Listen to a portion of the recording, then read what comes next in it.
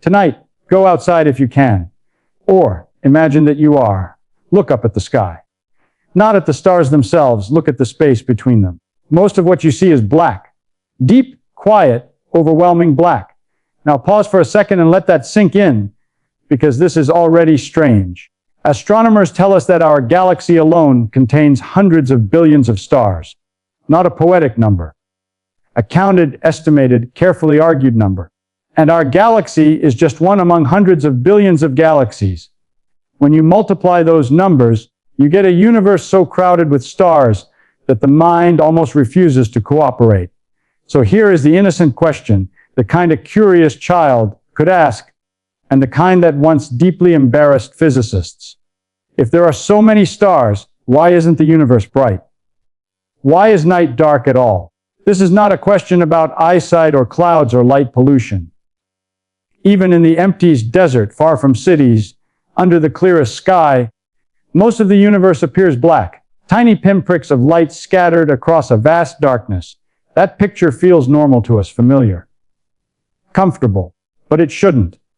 If the universe were packed with stars in every direction, then wherever you looked, your line of sight should eventually land on a star.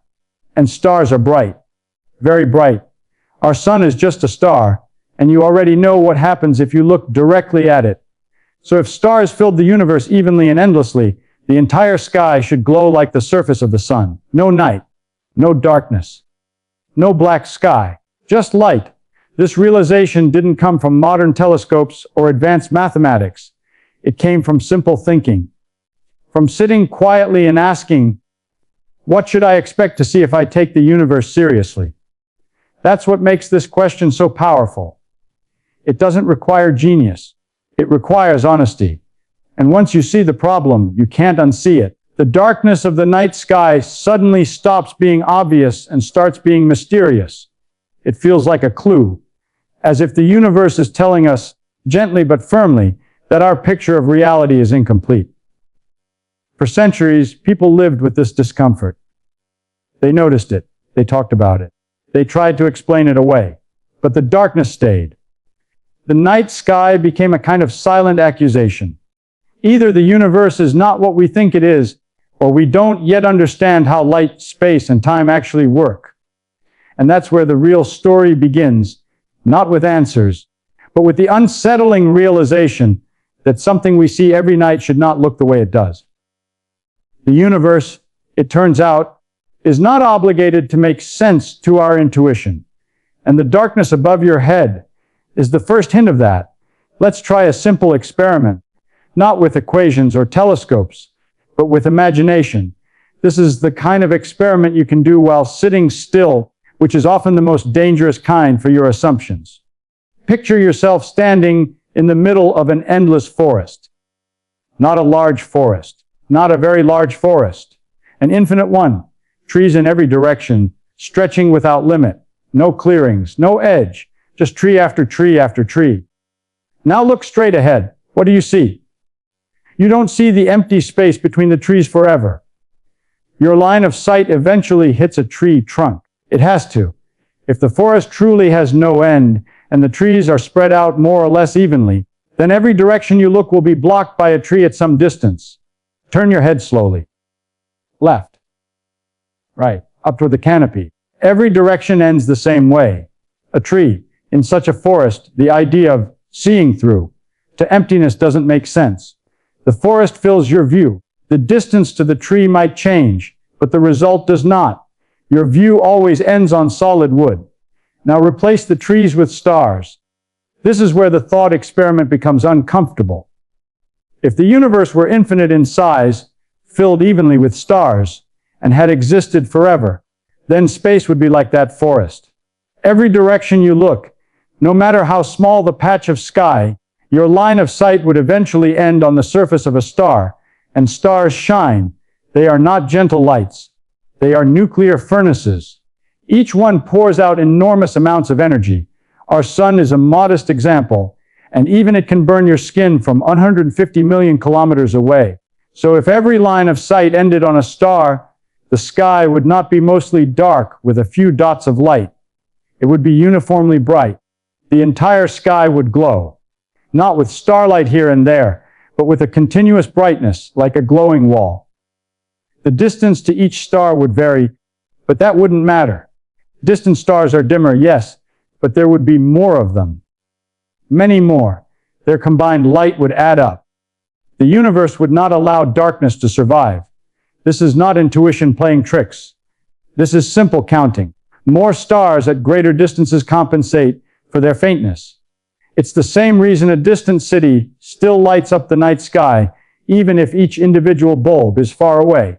So, the blackness between stars becomes a problem, a serious one. It tells us that at least one of our assumptions must be wrong. Either the universe is not infinite, or it is not eternal, or stars are not spread evenly, or light does not behave the way we expect over cosmic distances. We don't yet know which assumption fails at this stage of the story. We only know that something has to give. The darkness of the sky is not an aesthetic feature. It is evidence. And like all good evidence, it doesn't shout. It just sits there, waiting for us to notice that it shouldn't be there at all.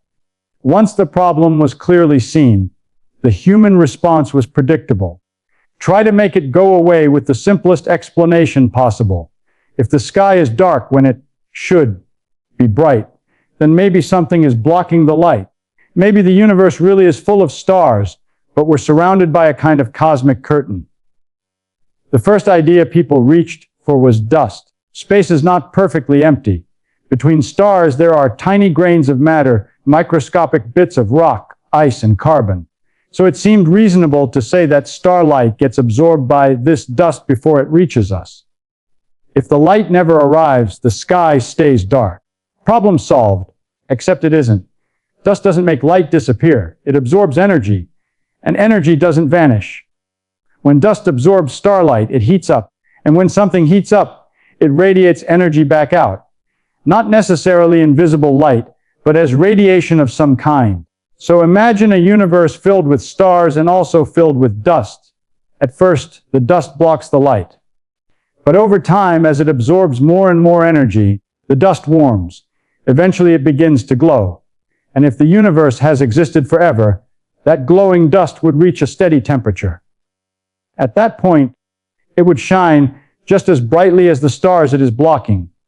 You don't get darkness for free. You only move the light around. Another attempt was distance. Maybe the stars are simply too far away, people said. Maybe their light becomes too weak to see by the time it reaches us. After all, a candle across a football field looks bright, but across a continent it's invisible. Again, this sounds sensible until you do the accounting.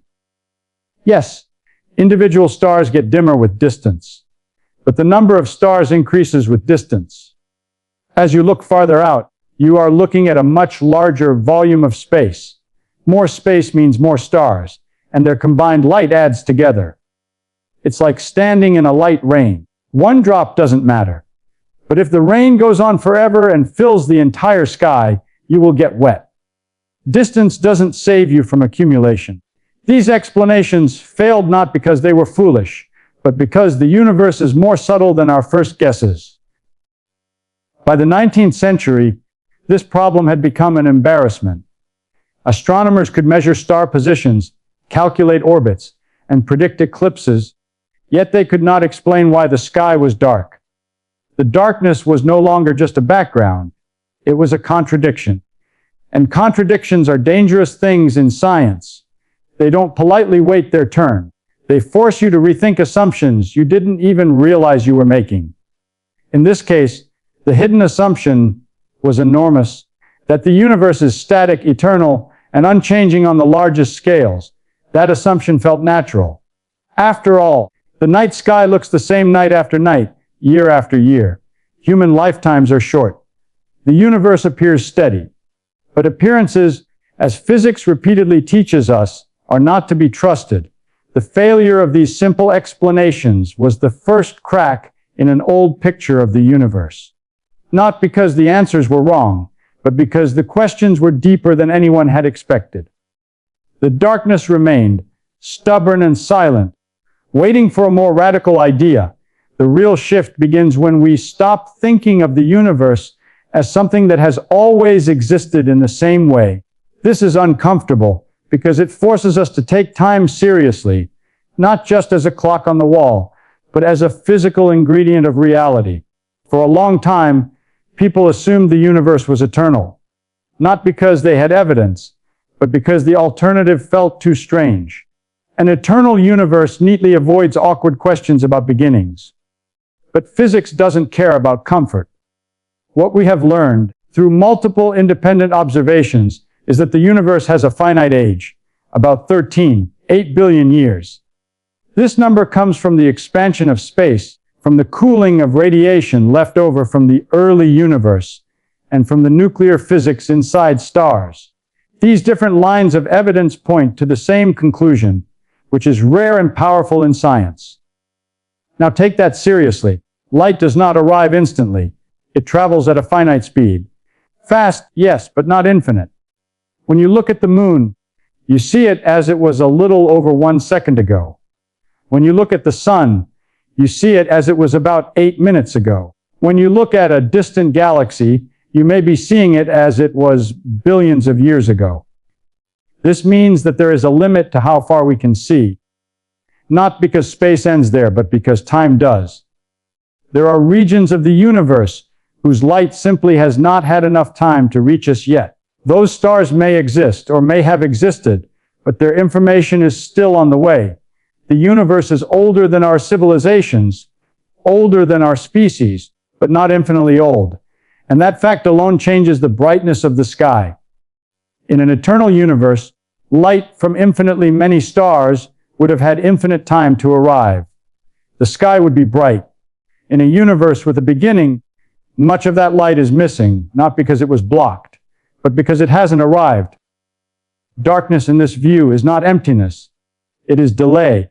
The night sky is dark partly because the universe is young not in human terms, but in cosmic terms.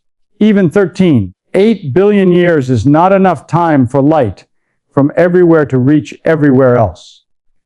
The universe is still in the process of revealing itself.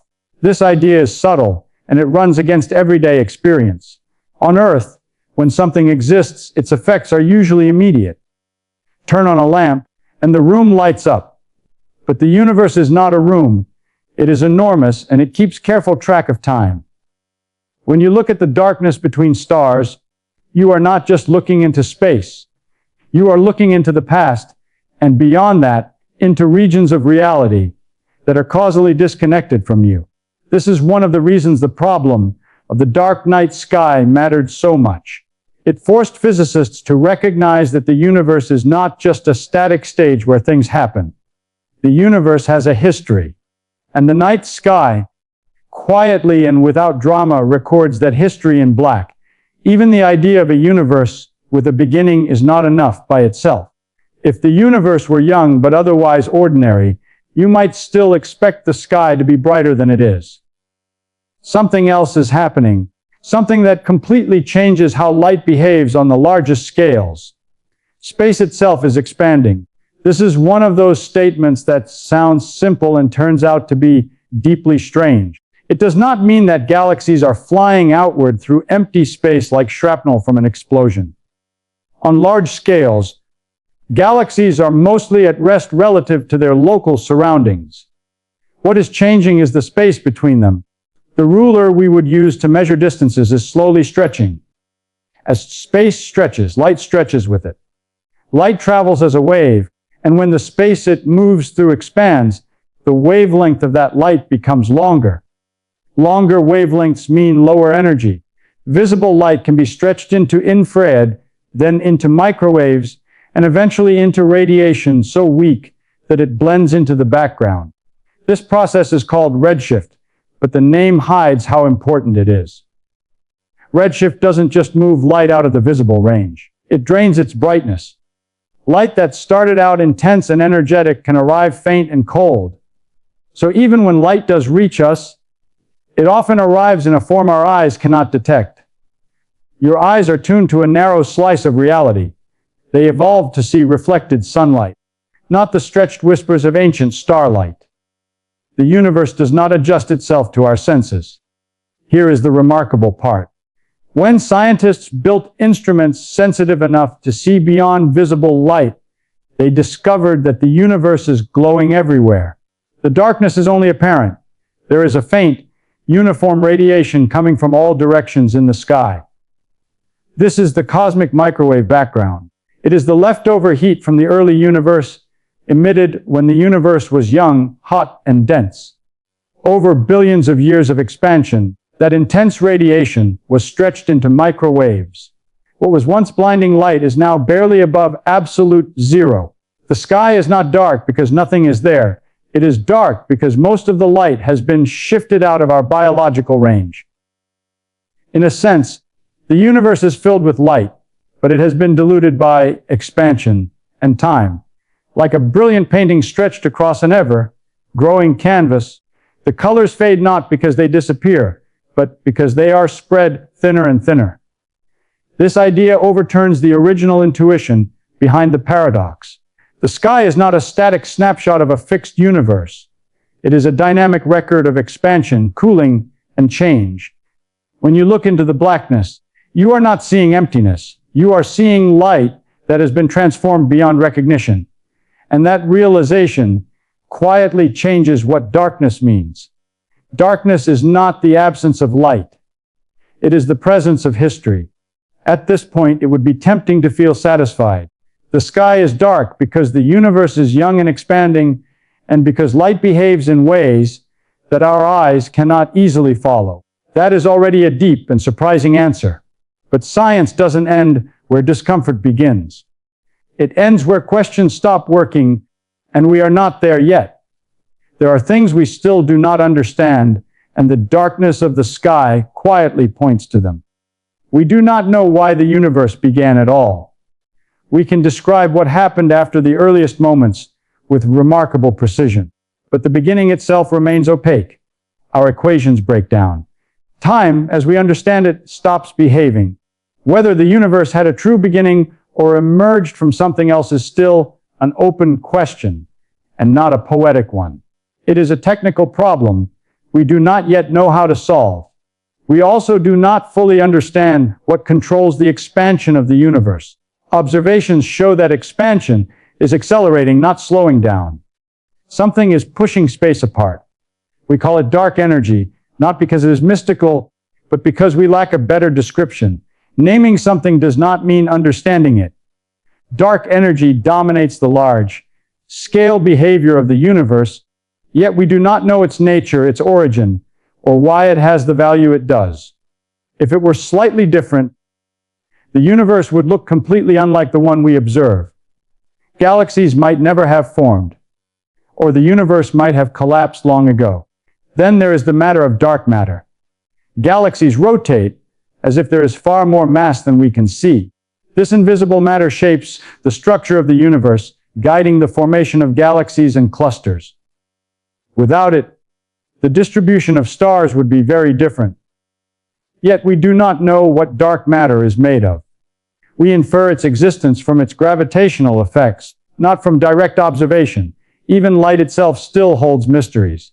We understand how it travels, how it bends, how it stretches, but we do not fully understand why the laws governing it have the form they do. Why does light have the speed it has? Why does the universe allow information to travel this way and not another? The darkness of the sky, when traced carefully, leads us to the edges of knowledge. It reminds us that our explanations work only within certain boundaries. Beyond those boundaries, we are guessing, testing, and waiting. This is not a failure. It is the normal state of science. What makes the situation remarkable is that such a simple observation, night is dark, connects to the deepest unanswered questions we have. Time, space, energy, and existence itself are tangled together in that blackness. The universe has explained part of itself to us, but not all of it. And the parts it withholds are not random. They sit exactly where our understanding is weakest. The dark sky is not only a solved problem, it is a reminder that reality is larger than our current explanations, and that knowing something always reveals how much more there is to know. There is another layer to this problem, and it has less to do with the universe and more to do with us. Even when the physics is clear, the ideas feel slippery. They resist intuition. The reason is not that we are unintelligent, but that we are not built for this scale of thinking. Human intuition evolved in a very small corner of reality. We are comfortable with distances we can walk, times we can wait through, and speeds we can directly experience. Our brains are excellent at throwing stones, judging faces, and predicting the motion of animals. They are not naturally equipped to reason about billions of years or trillions of kilometers. When we hear that the universe is expanding, the mind reaches for familiar images. An explosion, objects flying outward, but that picture is wrong. Space itself is stretching, and there is no everyday experience that truly matches that idea. So the brain rebels. It keeps trying to translate the concept into something comfortable, and in doing so, it distorts it. The same happens with time. We experience time as a steady flow, one moment following another.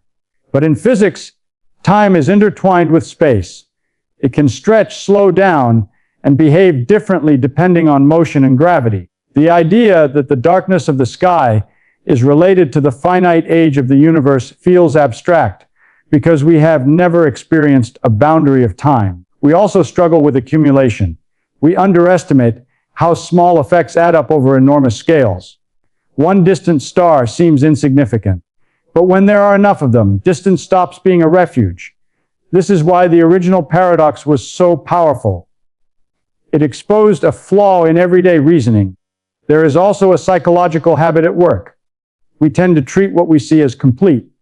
The night sky looks dark, so we assume darkness is the natural state of space. But physics repeatedly shows that what we see is only a filtered version of reality. Our senses are narrow windows, not comprehensive detectors. Most of the universe does not emit visible light. Most of its matter is invisible to our eyes. Most of its radiation passes through us without notice.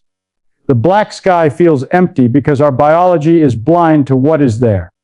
This creates a subtle illusion of understanding. The universe appears simple because our senses simplify it for us. When physics peels back that simplification, the result feels strange, even unsettling. The struggle to understand why the sky is dark is really a struggle to accept that reality is not scaled to human experience. The universe is not confusing on purpose. It is indifferent. It does not care whether its structure fits neatly into our intuition.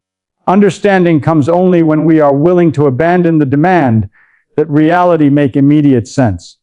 The darkness above us is not just a feature of the cosmos. It is a mirror reflecting the limits of human perception. And once you see that, the question changes. It is no longer just, why is the universe dark?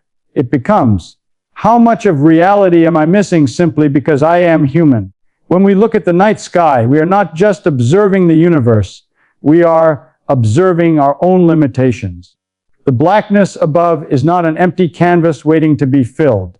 It is a record of history, distance, and transformation. Every point of darkness carries information about the finite age of the universe, the speed of light, and the expansion of space. Every shadowed corner is evidence of laws that operate far beyond everyday experience, laws that challenge our intuition and force us to think differently. The darkness of the sky invites a shift in perspective. We often think of darkness as absence, as nothingness, as a void. But the universe teaches us that this interpretation is wrong. Darkness is not the absence of stars. It is the absence of received light. It is the distance light has yet to travel, the stretch of space that dilutes radiation, the invisible structures of matter and energy we cannot see. Darkness is the universe speaking in a language that is slower than our perception, subtler than our senses, and broader than our imagination. In this sense, the black sky is profoundly informative. It tells us that the universe is finite in age, yet almost incomprehensibly large. It tells us that time, distance, and light are intertwined in ways that defy simple analogies. It tells us that our sensory perception is only a narrow slice of reality, and that most of the universe is invisible, not because it is empty, but because it is outside the range of our biology. To truly understand the night sky, we must combine imagination, mathematics, observation, and theory, reaching far beyond the simple act of looking. The dark sky also reminds us that understanding is iterative. Every insight about stars, expansion, and cosmic history leads to new questions. We still do not know the ultimate cause of the universe, the true nature of dark energy, or the essence of dark matter. Every time we answer one question, 10 more arise. The darkness is not a problem to be solved once and for all. It is a horizon that continually recedes, inviting deeper exploration. In this way, the night sky becomes a classroom, a laboratory, and a mirror simultaneously. Looking at the sky with this understanding changes our place in the cosmos. We are not insignificant simply because we are small. We are remarkable because we have the ability to perceive, reason, and uncover truths that are not apparent to the senses. The blackness is not a void to fear. It is a canvas that measures the limits of time and space, the edge of what has reached us, and the potential of what we might one day discover. It is a reminder that reality exists independently of our perceptions, and that our task is to reach toward it with curiosity and rigor. Finally, there is a philosophical yet scientific elegance in this lesson. Darkness is not nothing. It is history, physics, and possibility all at once. The universe is not designed to accommodate human intuition. It is vast, subtle, and patient. In every night sky we are witnessing the interplay of beginnings, travel, expansion, and observation. The darkness above is a profound statement. Reality is larger than our senses, deeper than our assumptions, and infinitely richer than any single view. When we accept that, we see the night sky not as empty, but as a record of the universe itself, a quiet, magnificent, and ongoing story in which we are privileged witnesses.